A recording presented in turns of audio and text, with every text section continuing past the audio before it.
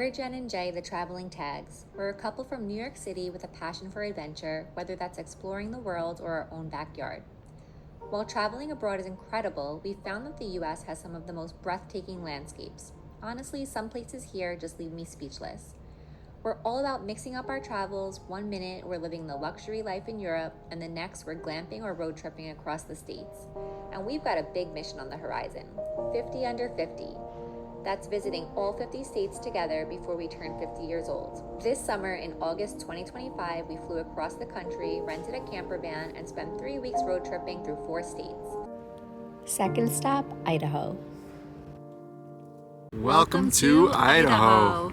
This is state number 24 for us on our 50 before 50 mission. So we have to see 50 states before 50 years old. We are now 35 years old, so we're doing pretty good. Doing pretty well, almost halfway there. So this morning we kayaked through the Snake River, and we kayaked all the way to the Blue Heart Springs. It was about a half a mile, I believe, or a mile? 1.6 miles, he said. Oh. Okay, 1.6 miles, but it was about a 30 to 40 minute paddle there, and then about the same coming back. Half an hour back. The water was beautiful. It kind of looked like Greece. We're plugging in some drone shots of it so that you can see that.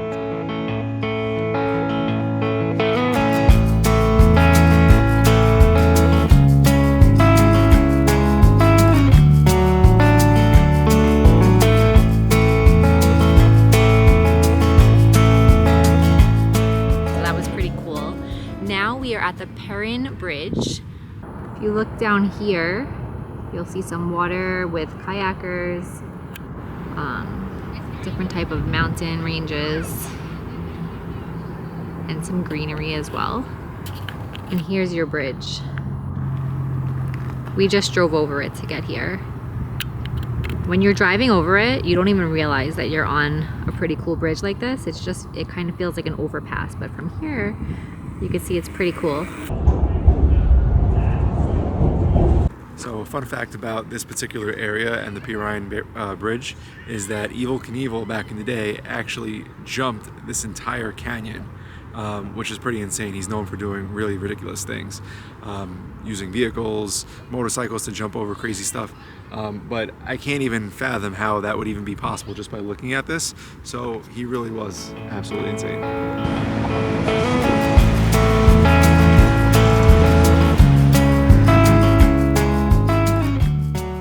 We are now headed down Canyon Springs Road, heading toward Perrine Coulee Falls.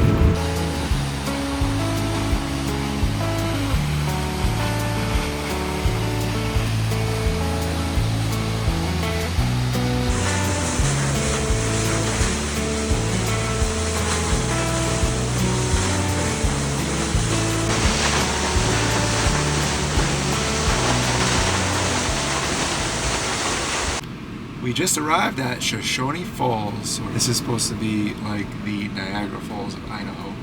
So we're gonna head out of the vehicle and check it out. So I think that the waterfall is a lot more powerful and has like a stronger flow at different parts of the year. Right now it's August, so it still looked really pretty, but I think it was supposed to resemble Niagara Falls, like tons of falls, but it's probably too late in the summer and everything's drying out a bit. But this whole area is really beautiful. I keep saying the grass everywhere that we are is just so green, so much greener than at home, and just the mountain backdrop, so peaceful. Like I can see just taking a book, having a picnic in the park. It's just beautiful here.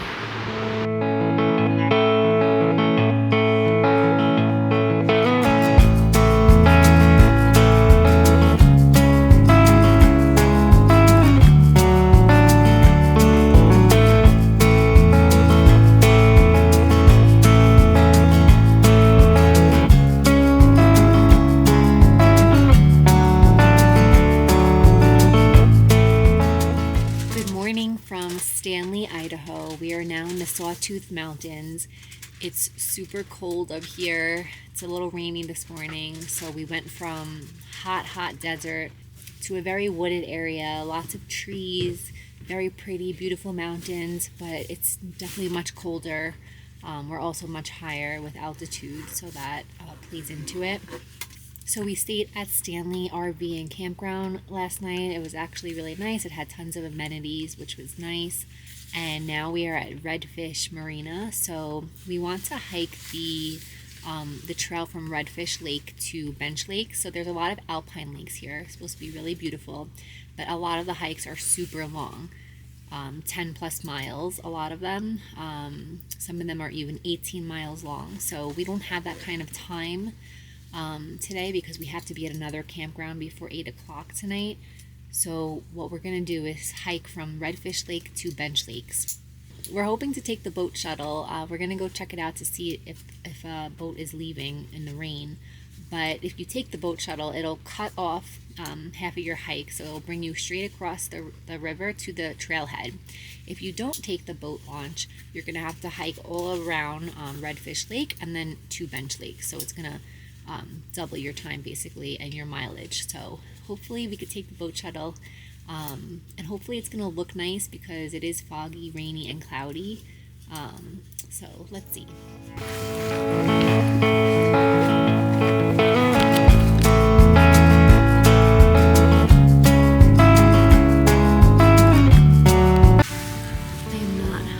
Camper right now.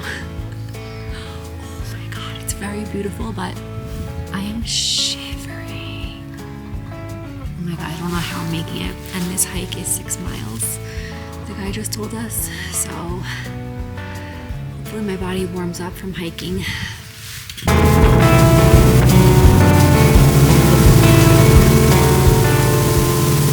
Let's see how this goes. But it already feels a little like warmer and drier here. Now we just get off the boat. But here we go.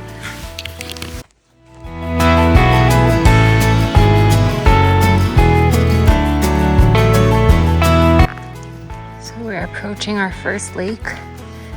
How many miles have we walked or hiked? 3.83. 3.83, and we're stumbling upon our first lake. But there's another one, 1,200 feet of elevation.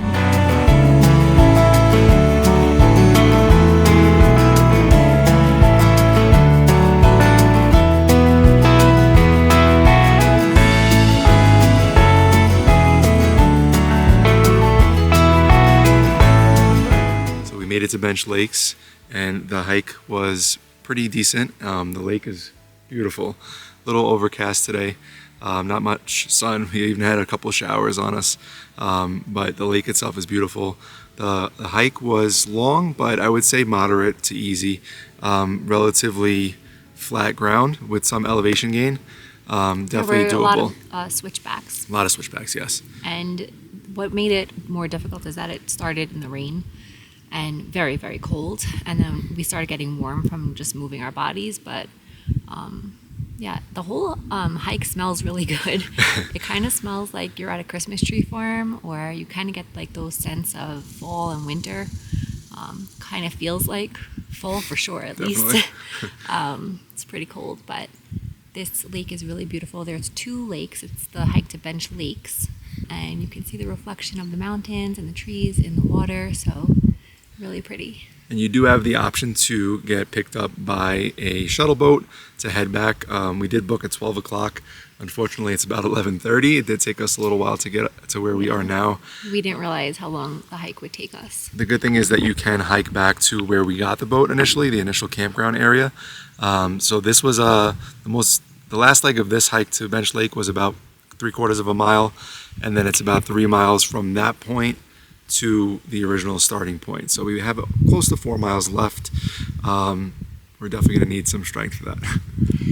Yeah, I was going to say fortunately or unfortunately, because if you miss your boat shuttle, I think you can wait for another shuttle. The next one's at 3 We though. did pay for it, right? So we would have to wait like 3 hours, which is kind of crazy. Yeah. So we might as well just be moving. I would say if it was a really beautiful day, you could just bring your picnic blanket and you can camp out by the lake and just enjoy.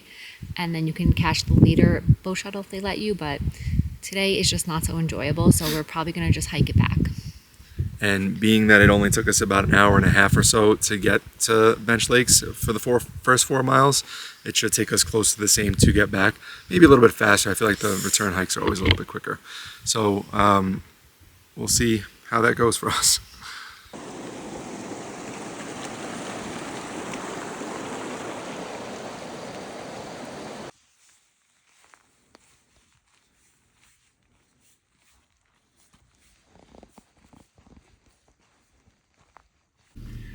So we just finished our hike for the day.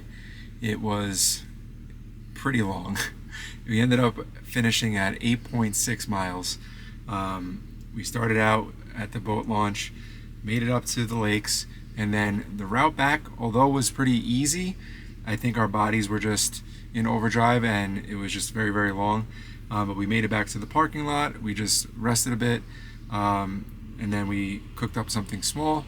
And now we're about to hit the road to go to Craters of the Moon, and that's about a 3.5 to 4 hour drive. So we will see you when we get there.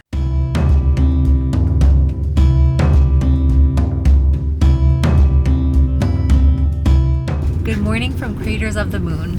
We are now at Craters of the Moon, which is a national monument, and it's basically a volcanic landscape. It has cinder cones, lava tubes. It's a very rocky area, so it's really cool when it comes to the geological terrain.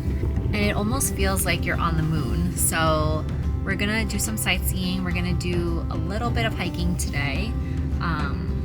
But it's very different from the rest of Idaho. A lot of Idaho, there's lots of fields, meadows, beautiful waters. This is very different terrain, so let's check it out.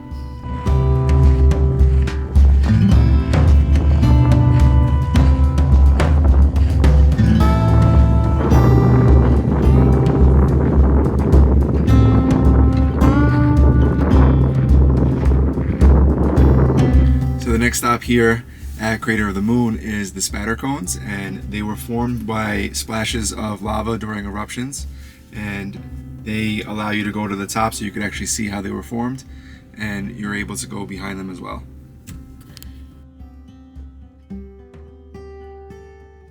So I don't know how you like your cones, but I like my cones without sprinkles and a little bit of lava rocks. So now we're going to the cave system in Craters of the Moon, and we had to just get a permit because we had to answer some questions. So the guy asked us if we had ever been in a cave before, and the answer was yes. We visited Mammoth Caves that was actually a national park in Kentucky. And the thing is, if you've been in a cave before, you have to make sure that you go into this cave with things that you were not wearing in the previous cave. So you can't wear the same sneakers, shoes, backpacks, clothing, anything porous, because you can actually carry these spores on you that can make the bats really sick. So there's something called white nose syndrome that the bats can get. So you have to basically give your word that you're going into the cave without any of the same gear that you previously had, so that you protect the ecosystem and protect the bats. So luckily I got brand new hiking shoes for this trip, so we're good to go. Also, forgot to mention, you're supposed to carry headlamps or a flashlight. This one has regular light and red light, a flashing light too, cool. We bought these years ago, we've never actually gotten to use them yet, so it's gonna come in handy.